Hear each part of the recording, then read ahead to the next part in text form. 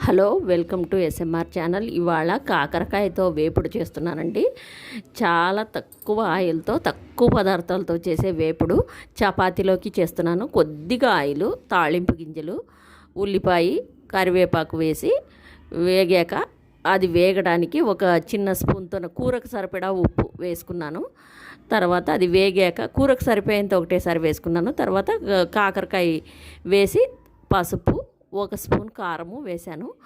బాగా సన్న సెగకి పెట్టి వేగించాలండి. చిన్న సెగకి, వాటర్ వేయం కాబట్టి, ఏపుడు కాబట్టి చిన్న సెగ మీద తట్ట ముచ్చి వేయించుకోవాలండి. చిన్న మంట మీద బాగా మగ్గాలి, కాకరకాయ ఉడకాలి. బాగా మగ్గించుకోయినాక లాస్ట్ చివర్లో ఒక పెద్ద స్పూను చక్కెర వేసానండి. లేకపోతే బెల్లం కూడా వేసుకోవచ్చు. ఇది చపాతీ ఎవరికి రాదు ఇండియాలోన, అందరికీ, పసిపిల్లలతో సహా అందరికీ వస్తుంది.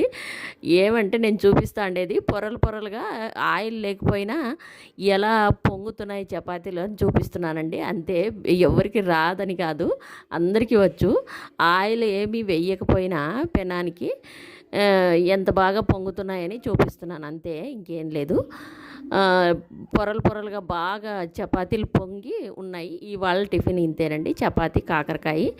అది షుగర్తో చేసే, షుగర్ వేసాను. బెల్లం కావాలంటే వేసుకోవచ్చు, సన్నగా దంచుకొని. వెల్లుల్లి కారంతో కూడా ఇదే విధంగా చేసుకోవచ్చు. అది నింపుడు, కాకరకాయలు నూనె వంకాయలాగా కోసుకొని నింపుకోవాలండి. అది కూడా బాగుంటుంది.